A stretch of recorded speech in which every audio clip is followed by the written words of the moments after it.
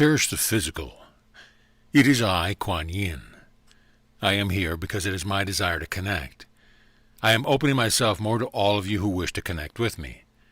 I am not in a far-off place. I am right here with you now. Just as much as you are seeking the higher realms, I am seeking to be grounded in the physical, and I need your help.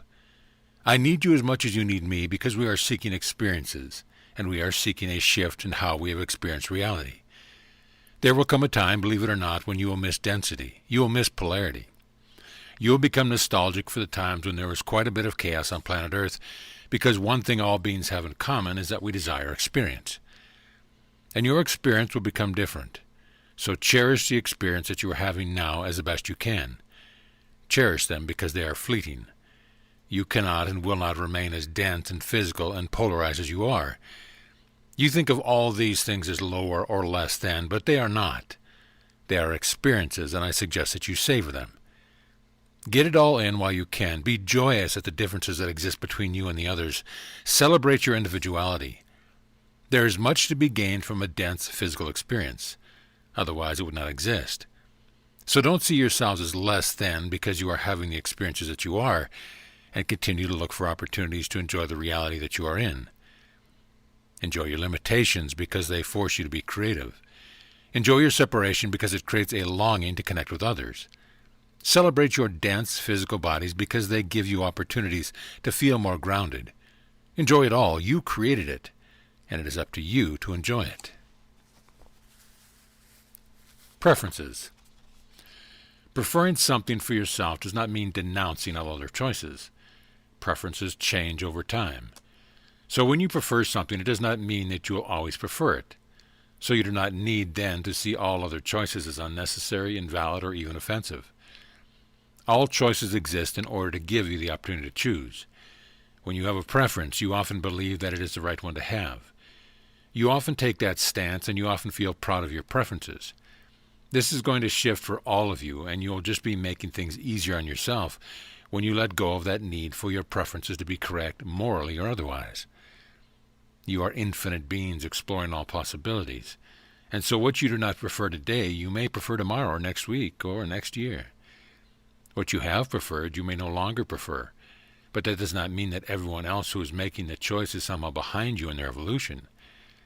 There is something to be gained from every choice that is available, from every experience that is available, and as you begin to acknowledge that, you actually open yourselves to more possibilities. You create more opportunities, and you are able to perceive more. When you state your preference, do so with an appreciation that your preference exists. Do so from a place of excitement. You don't have to make excuses for your preferences either. You don't have to justify them. You don't have to explain to anyone why you choose A over B. You are just moving towards what resonates in the moment, and there is always a bigger reason than what you realize in the moment for making that choice. So get excited about that as well. Get excited about what it is you will discover about yourself in your explanation of your new preference. You will never run out of choices, but it is possible for you to narrow your choices by closing yourself off. So I do not recommend that. I recommend opening yourself, acknowledging the infinite universe and the infinite possibilities that exist within it. And when you do align with one of your preferences, allow that joy to flow through you. Allow yourselves to blossom in the coming together of your energy with the energy of that which you prefer. Choose your perspective. I am here to remind you of who you really are, and I can do that with your help. We are not establishing a teacher-to-student relationship here. We are colleagues. We are co-workers, and we are co-creators. This experience that you're having is all-inclusive. It includes me, includes all of those across your world, across your galaxy, across this universe, no matter which side they appear to be on. There is really only one side, and there are many perspectives on that one side. Think of what it would be like for you to be arguing with someone else about what a particular object was. And now recognize the beauty in the moment when you come to understand it. You are both looking at the same objects from different angles. This is how you attain unity consciousness. It is by recognizing that you all are looking at the same thing and taking different perspectives. And in so doing, you are giving each other the opportunity to choose, and that's where the fun comes from. You can take your choice and run with it, or you can try to get everyone else to see it from your point of view. You can continue to look for validation from others, or you can seek to have an experience of a perspective. And when you have an experience of a perspective, that experience cannot be wrong. It can only be right, and it can only be had by you. There's a lot of arguing going on, especially when you have a big election coming up, and it's only going to get more and more intense. So who do you want to be in all of that? Do you want to be the one who stands on the side of righteous justice? Or you want to be the one who lives your life according to the values and who sees everything else as doing exactly what they came planet Earth to do? You need to have all these choices, all of these perspectives, in order for you to be an informed perspective, and in order for you to know yourself as the one who is making the choice. Source doesn't want to make the choice for you. Source wants you to make the choice so that Source can have its experience. And that is how much you mean to Source, and that is how valuable you are. Taking action. When you are considering taking a certain action, please examine your intentions for that action. Seek to get to the bottom of why you want to take a particular action before you take it. When you are in the flow, you do not consider taking an action, because when you are in the flow, you find yourself taking an action. There is no thought that precedes it. There is no working about whether it is appropriate or whether it will result in you getting what you want. Many of you are taking your actions from a place of fear or a sense of obligation, and there are so many actions that you can take. So why not at least understand what is at the root of why you want to take a particular action? Perhaps if you get in touch with the emotional cause of your desire to take a particular action, you can recognize that the emotion itself is also going to be the result of that action. So while you may be taking an action because you don't want to feel a particular emotion, I think you will find that the action itself only leads to more of that same emotion. So it wouldn't make sense then to access the emotion first and decide whether it is an emotion that you would like to solidify with action. If the emotion itself is excitement or joy, then of course you want to take that action. And of course the only consideration it would make in that scenario is whether one action or another would be more joyous for you to take. It is beautiful to behold you taking actions from a joyous state of being. The path that serves you most. Taking the path that serves you the most is not always the easiest for you to take. Challenges are what keep you in a constant state of expansion. So of course your path is not always going to be the easiest, and it is not always going to be the one you would choose for yourself from this perspective that you now have. Be that as it may, you are going to find yourself on a path that serves you the most and that gives you the greatest opportunity for expansion. Growth is spurred on by desire, and desire is often spurred on by pain.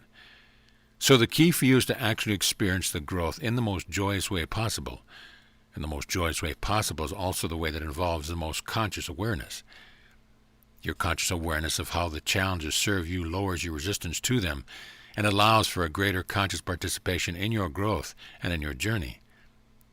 Be curious about the pitfalls for the roadblocks, instead of wondering how you got yourself into the mess you're in.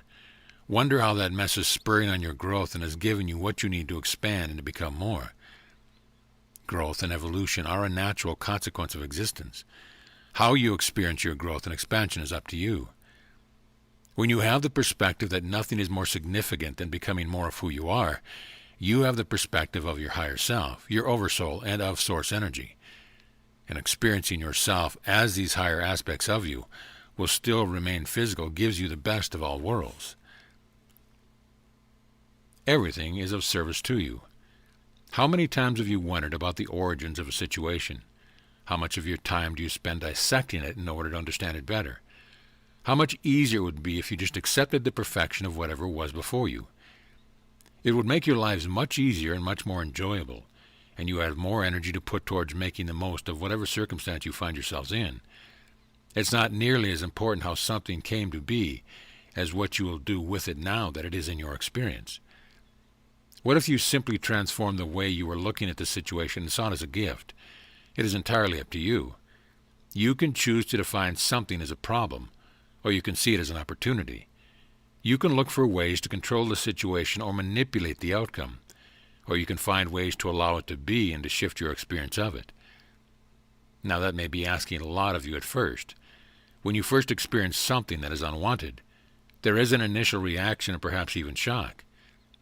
But then you have the opportunity to gather yourself and to grow from that experience. You have the ability to find yourself in relationship to it, to know how powerful you are because of it, and to give it absolutely no power over you. You have the ability to transform any situation you are in, but it is always best to begin by looking within yourself, by allowing yourselves to be triggered at first, and then to let go, to surrender to it. Know that you will never put something in front of you unless it serves you in some way. The service that it provides is always to give you further insight into who you are and to give you the opportunity to choose who you want to be. I am Quan, and I hold you in my heart.